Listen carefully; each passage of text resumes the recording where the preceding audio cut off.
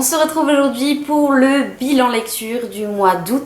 Sur ce mois d'août, j'ai lu 8 romans et 2 graphiques. On commence tout de suite avec les romans. Le premier roman que j'ai lu, c'est en e-book. J'ai lu Le Gang des prodiges de Marissa Meyer. J'ai lu le tome 2. Donc je ne vais pas vous parler du résumé du tome 2, mais je vais vous parler du résumé du tome 1. On se trouve dans un monde qui est divisé en deux entre les personnes normales et les prodiges. Les prodiges, ce sont des personnes qui ont des super pouvoirs. Sauf que ces prodiges ont longtemps été massacrés et persécutés par l'ensemble de la population, parce qu'ils en avaient peur. Et donc, il y a eu les anarchistes qui sont arrivés pour essayer de faire de la place aux prodiges et pour essayer d'arrêter ce massacre. Sauf que les anarchistes, le but c'était, comme son nom l'indique, de plus avoir de règles pour que les prodiges puissent faire ce qu'ils veulent, etc. C'était pas au goût de tout le monde et il y a eu les renégats qui se sont mis en place. Les renégats ont rencontré les anarchistes et ont tué le leader. Parmi les anarchistes, il y a Nova. Nova, c'est une enfant qui a perdu ses parents et pour elle, la cause, c'est l'absence des renégats qui disent sauver tout le monde. Et donc Nova,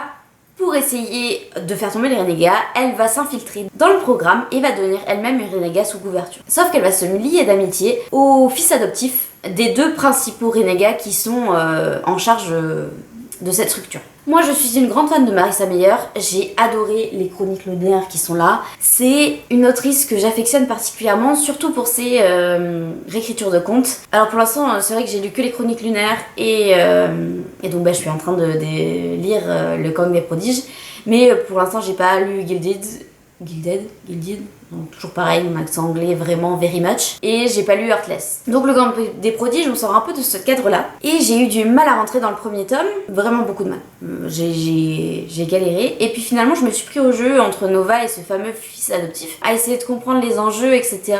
Nova est une personne qui du coup sait pas trop sur quel pied danser, et peut-être que tout ce qu'elle a appris dans sa jeunesse, peut-être que c'est pas bon, peut-être que les renégats n'ont pas tout mauvais, peut-être que les anarchistes n'ont pas tout mauvais, elle sait plus trop où se positionner, elle sait plus où va sa loyauté, elle est un peu perdue en fait. Et c'est ce qui a fait que j'avais vraiment envie de lire la suite. Et donc dans ce deuxième tome, je l'ai trouvé assez lent au début, et puis petit à petit il y a une grosse chose qui est introduite, et qui change un peu tout le cours de l'histoire, et aussi un peu la façon de faire de Nova.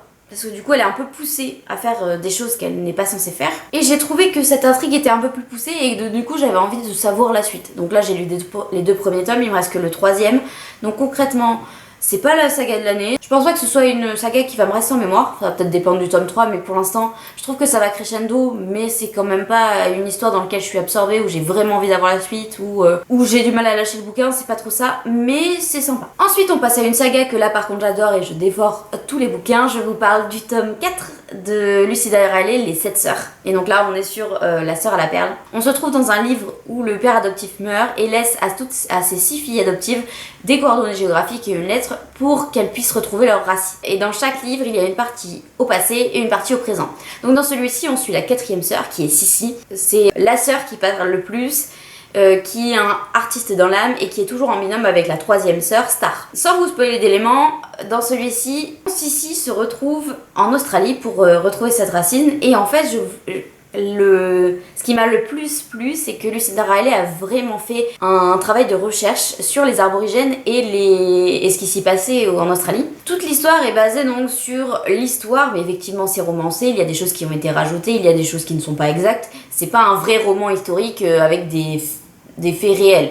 C'est quand même c'est un roman. Sauf que moi j'ai appris plein de choses parce que j'y connaissais rien. Je suis allée ensuite m'intéresser en fait un peu plus à ce peuple-là que je connais peu. Donc ça m'a fait une bonne introduction qui a un peu élargi ma culture. Ce qui m'a un petit peu dérangé dans celui-là, c'est qu'on survole plein d'histoires sans vraiment s'y intéresser. L'histoire de Cécile, on l'approfondit. Par contre, il y a des personnages secondaires où on nous lance sur quelque chose sans vraiment nous l'approfondir, c'est un peu fait en surface. Et j'ai trouvé ça dommage parce que c'est quand même une partie de l'intrigue du roman. Et il n'y avait pas vraiment d'approfondissement dans l'histoire, quoi. Donc je suis un peu restée sur ma faim de ce côté-là. Par contre, ça nous fait avancer dans l'histoire. C'est pas mon préféré, clairement. Mon préféré pour l'instant, ça reste le tome 3, c'est clair et net. Mais c'est des livres où quand tu les ouvres, t'as vraiment envie d'avoir la suite. Et puis je suis directement allée acheter le tome 5 parce que en fait, j'ai trop envie de connaître la suite. Le père adoptif est hyper mystérieux, enfin vraiment très chouette. Le 3e livre que j'ai lu, c'est Trône de cristal de Sarah J. Maas, c'est le tome 2, qui est aussi appelé Kéléana. Dans le tome 1, on suit Kéléana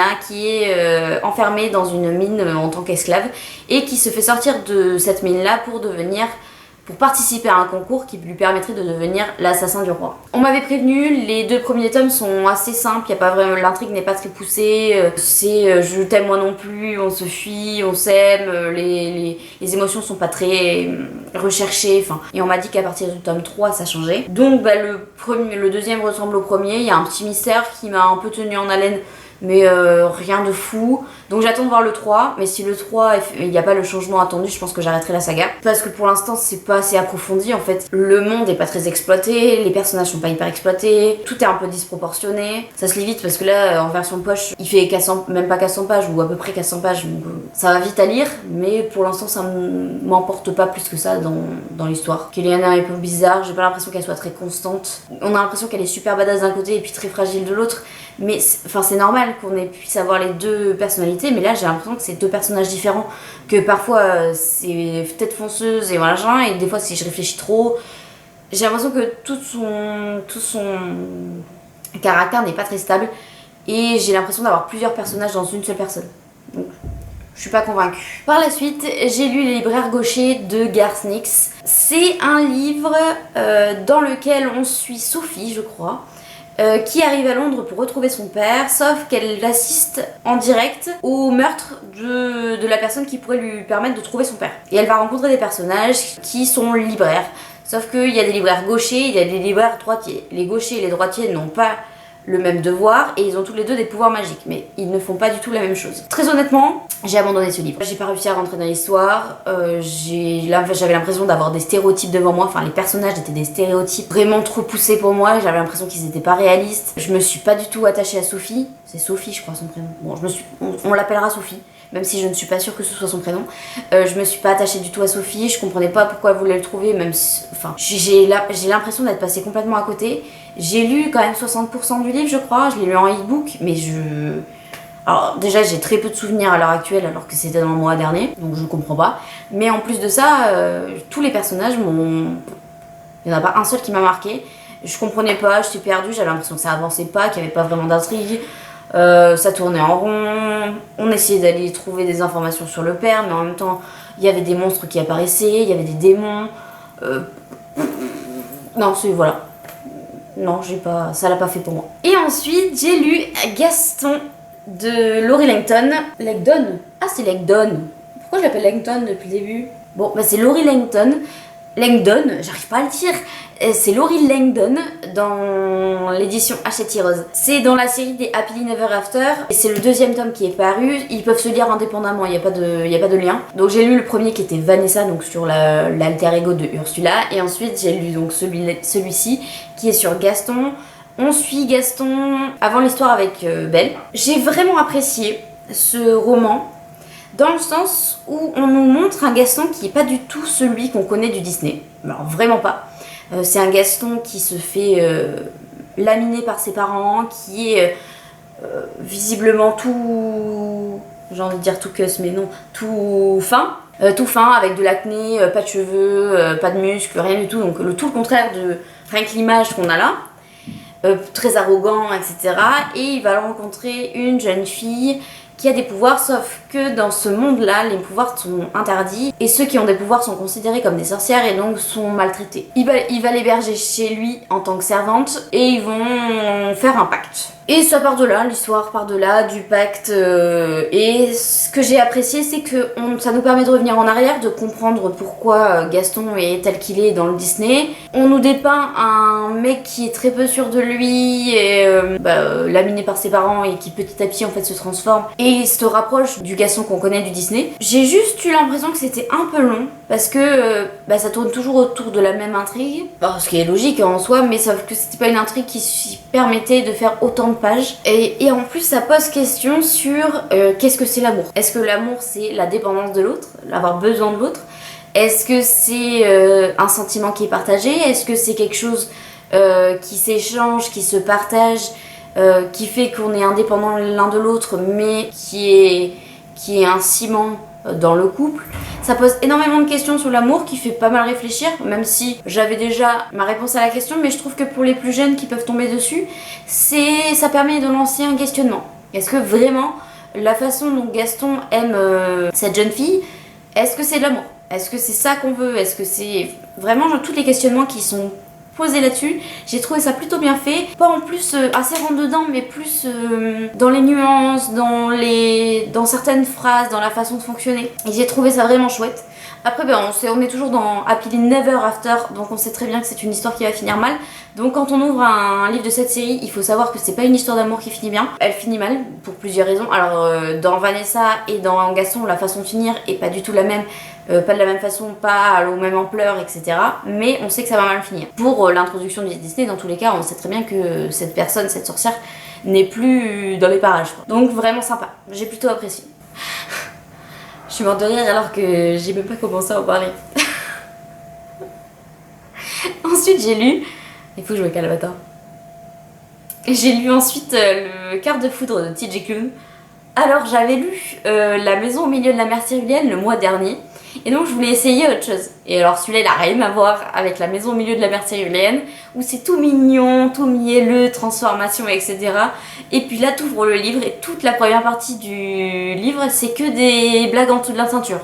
Mais vraiment, hein. On nous parle de choses adultes, absolument tout le début du bouquin, des blagues qui sont affreuses parfois. Alors peut-être que pour moi il y en avait un peu trop au début du livre, franchement. À un moment donné j'étais là, bon c'est un peu redondant quand même, quand est-ce qu'on passe à la suite? Mais finalement on comprend assez vite pourquoi il y a toutes ces blagues, etc. Parce que le personnage qu'on suit, Sam, se cache derrière cette façade de petit rigolo, toujours avec une petite blague, etc. Dans cette histoire on suit donc Sam, qui est un apprenti sorcier, dans un monde où les personnages principaux c'est le roi, le prince, son mentor sorcier et lui. Et il y a des personnages secondaires qui sont pas nécessaires à aller au résumé mais qui sont importants dans l'histoire parce qu'ils sont tout le temps présents. Sam essaie de devenir sorcier parce qu'un jour il va être donc au service du prince pour contrer les attaques, pour protéger le royaume, etc. Le prince va se marier au chevalier en chef, sauf que Sam il fantasme sur lui depuis le début et en fait ça va tourner essentiellement sur la relation entre les personnages et ce que ça peut alors apporter, mais il y a quand même en fond une trame sur des grands méchants, sur son pouvoir à lui aussi qui ne s'est pas maîtrisé, qui est montré comme peut-être supérieur à tout ce qui a déjà existé, à la trouvaille de la pierre angulaire. Je vous laisserai découvrir dans le livre ce que c'est la pierre angulaire, mais vraiment au milieu du bouquin j'ai clairement dit sur Instagram que j'étais pas sûre de continuer parce que vraiment trop de blagues sur la ceinture et que je voyais pas trop là où on voulait nous emmener. Au final, je pense que je vais essayer de continuer. Ça n'a pas été un gros coup de cœur ni rien, mais ça a été sympa en fait. Ça m'a fait rire, c'était léger, sans trop l'être parce qu'il y a plein de questionnements qui sont abordés. C'est un adolescent qui se cherche.